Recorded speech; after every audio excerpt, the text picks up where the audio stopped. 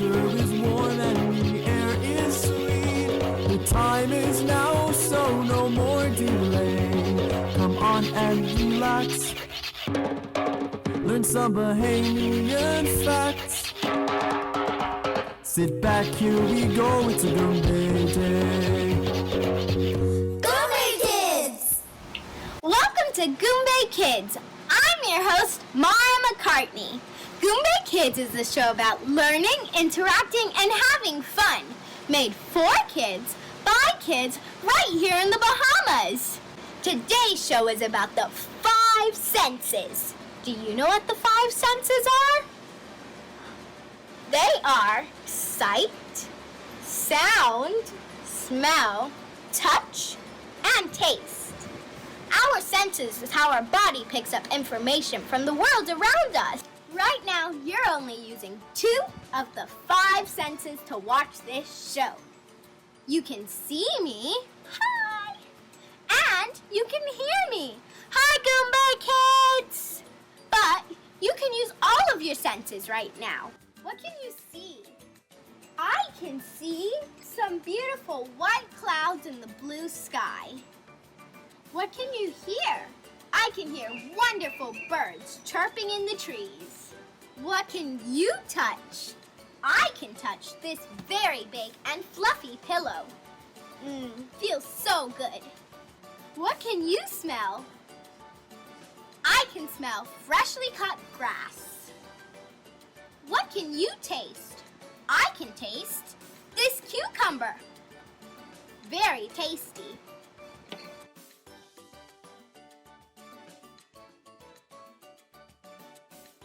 Today, we're going to explore how we can use our 5 senses to interact with the world around us. We're going to look at art, smell and taste food, use our hands to make crafts, and hear from a very, very special guest. Let's go to my Goombay friends, Joshua and Casey, who are going to show you how they use their sense of sight and touch to make a very cool craft in their backyard. Check it out. Hello, Goombay Kids. I'm Joshua, and this is my brother, Casey. and we're here to show you what we like to do during our free time. Today, we're going to show you how to make your own mini golf course. We use our sense of sight, touch, and hearing to play golf. 3 of our 5 senses. All you need to start your own mini golf course is a flat surface or some old wood and some old wood. If you want an obstacle to make it a little bit more challenging, you can get some old sticks and rocks.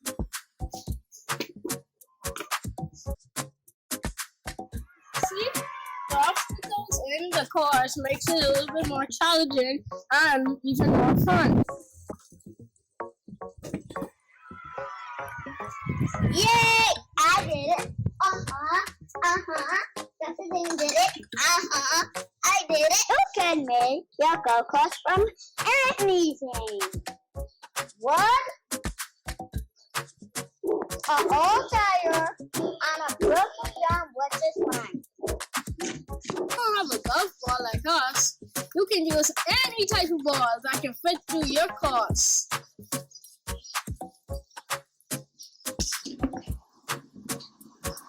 I almost got it.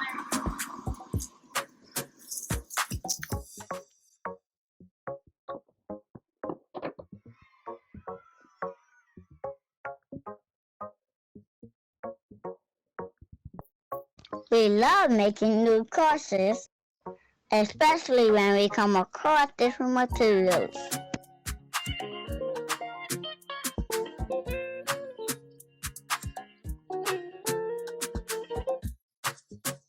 Thank you for joining us. Until next time. See ya!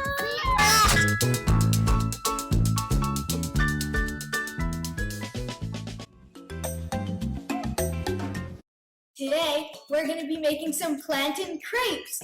Yum! I'm going to show you all the steps to make your crepes delicious. Come on! The first thing you need to do before any cooking is wash your hands to make sure they're clean. Here's everything that you'll need.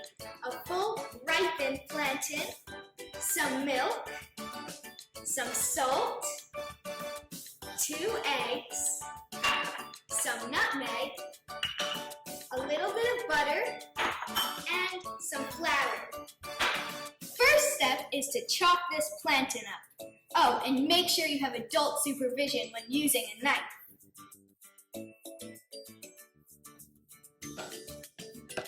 Now that your plantain's all chopped up, we need to add all of these ingredients to this blender so that we'll be ready to cook. First, the wet ingredients. Plantain,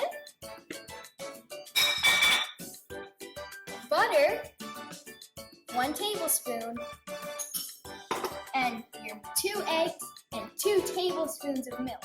I've blended them together.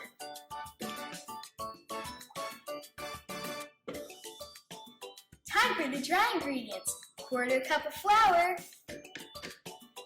a teeny tiny bit of salt, just 1/8 of a teaspoon, and last but not least, some delicious nutmeg. Now we have to blend. Wait a second, we need adult supervision for this step too.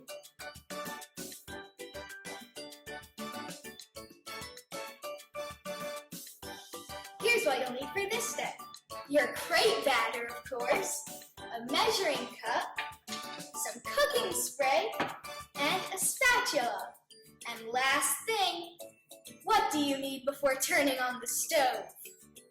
You guessed it, adult supervision again. First, let's spray the pan so that our crepes don't stick to it.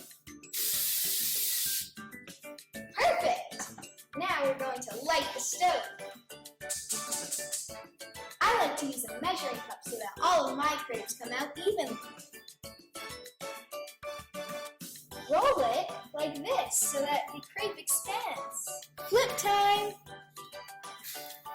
Whoa, what a perfect flip! I like to make my crepes extra fancy. So here's how I fold them. You're going to take the top and fold it to the bottom. You're going to take this side and fold it to the other side. You have a perfect triangle.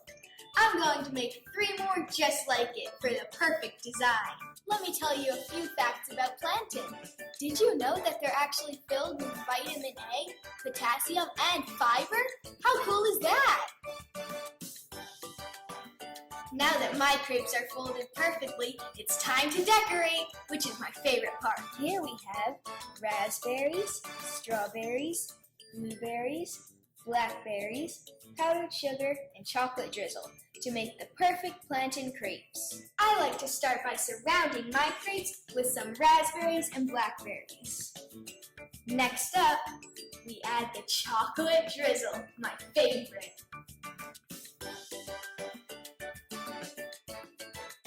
That looks so good. Let's get the blueberries first. 3 is good. And now, a few strawberries.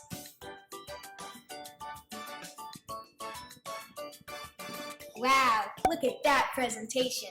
And we're still not even done. We still have to add some powdered sugar.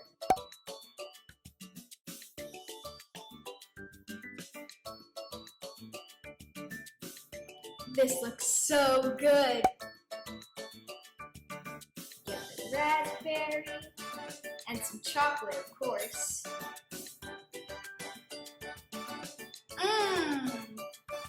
I hope you guys liked cooking with me, because I sure loved cooking with you. See you next time, Goombay kids. Bye! A sense that I love using is taste. I love cooking, and I love eating even more. One of my favorite things to eat are fruits and vegetables. Back when the Goombay kids got to go to fields of Fort Farm, we got to taste and touch some of the beautiful produce Salima got to grow on her farm. Let's take a look at what she has to say about the fruits and vegetables on her farm.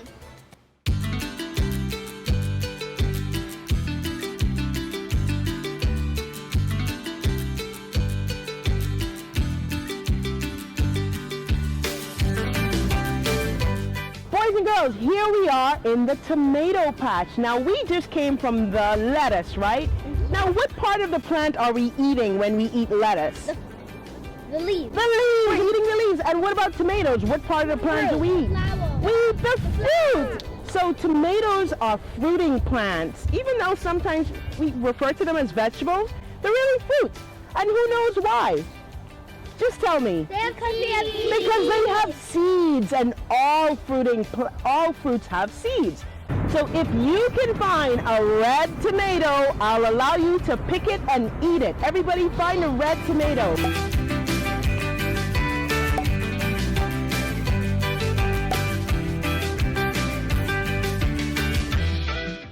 All right, boys and girls, we are in the peppers.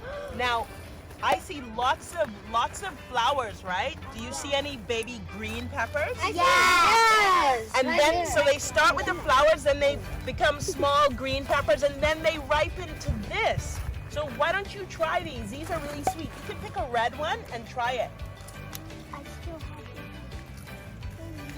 it. It's so yummy. Is good? Yeah, try it. Bite it. It's not spicy enough. Oh, it actually is good. It's very sweet. My cousin loves these. Now be careful.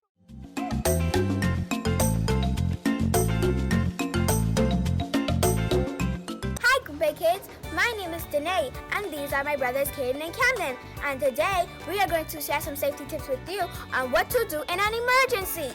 In an emergency, it is important to listen to adults and follow their instructions carefully. There are other things you can do in an emergency if there are no adults around. Always know important phone numbers like your parents' cell numbers and the number of the police. In the Bahamas, that number is 919. In an emergency, when calling 919, it can get the police, firefighters, and emergency workers to come and help you where you are. When calling 919, it is important to stay calm, speak clearly, give your full name and address. Ask your parents to teach you to give directions to your house. What about there's a fire? Fires are common emergencies in the home. They are usually accidents that can be very dangerous. If you ever start to smell smoke, look around for where it's coming from. Feel the door before opening it in case there's a fire on the other side. What about stop, drop, and roll? A lot of people think that stop, drop, and roll is something you do when you smell smoke or see a fire. It's actually something you should do when fire is on your clothes.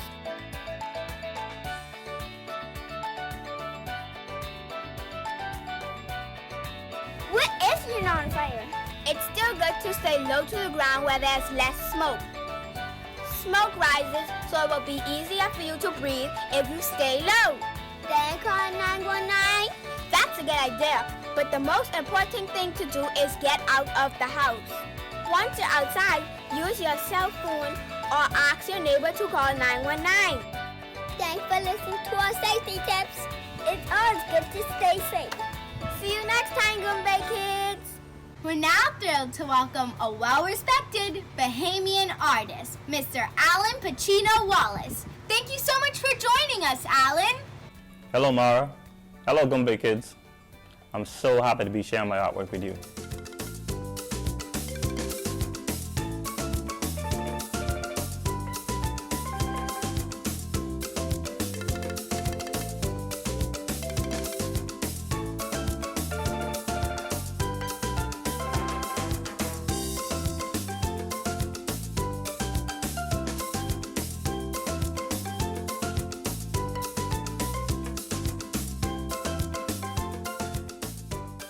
Today our topic is the 5 senses. Visual artists mostly use the sense of sight, but I was told you work with even more of those senses.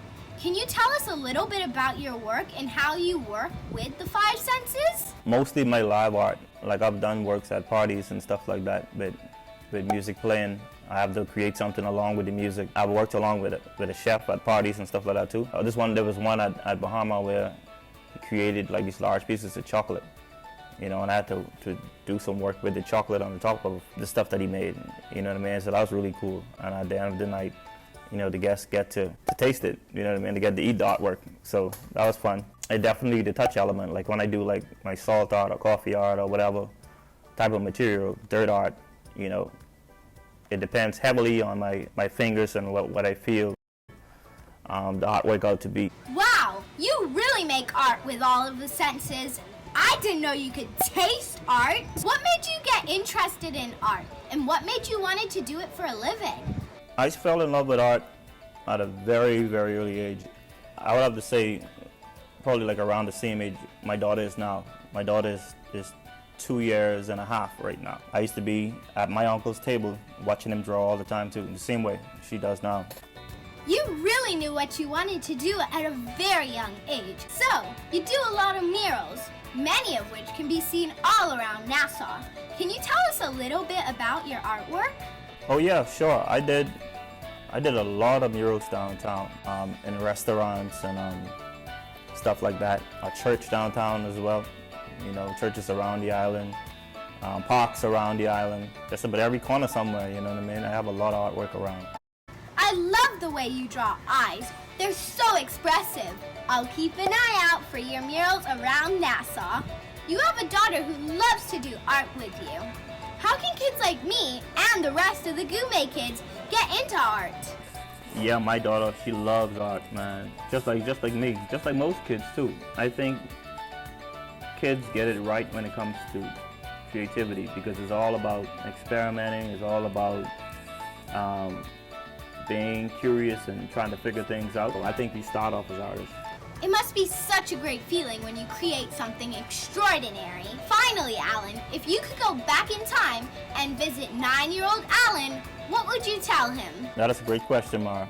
I would tell him to not give up. I would tell him to trust in the feelings that he have about what he loves to do, which is art, and just keep on going.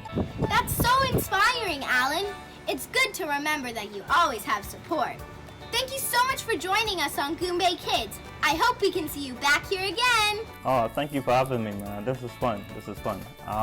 Listen, I wish you the best on your show. I had a great time. You know, I can't wait to come back. Hey, I have a question. What did the sea say to the shore? Nothing. It just way. Where do cows go for entertainment? To the moon.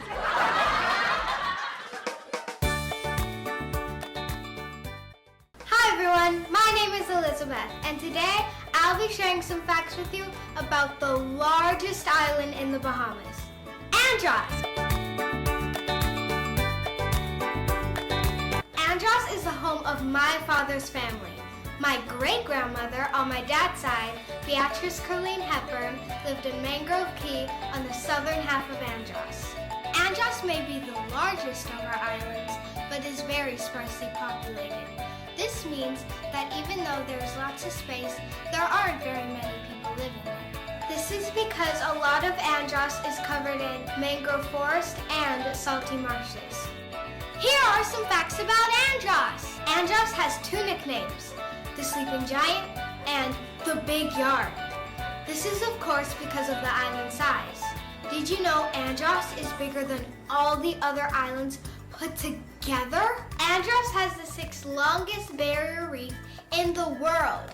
A barrier reef is a large coral reef that usually runs along the shore of an island. Andros has the only freshwater river in the Bahamas, and because of that and Andros' positioning on the tongue of the ocean, Andros has more diverse plants than any other island in the Bahamas. Andros is home to 2 Bahamian mythical creatures, the Luska and the Chicharni. The Luska is rumored to be a giant octopus or squid-like animal, and the Chicharni is said to be an owl-like creature that lives in the forest. Humpback whales can be seen traveling through the tongue of the ocean past Andros in the summer. Andros is the home of Androsia batik fabric, born throughout the Bahamas to show off Bahamian culture through the beautiful colors and designs. Andros has the world's largest collection of blue holes. Blue holes are very deep sinkholes in the ocean. Andros is known as the bonefish capital of the world. Wow! Those were a lot of facts about Andros, Goombay kids. That brings us to the end of our show today.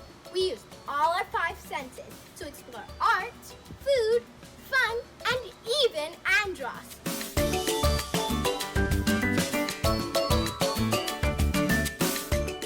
We had such a great time exploring the 5 senses today. I can't wait to see you on Goombay Kids again. Have a Goombay day! Hey Goombay Kids! Hope you like our videos. Subscribe to our channel to see more.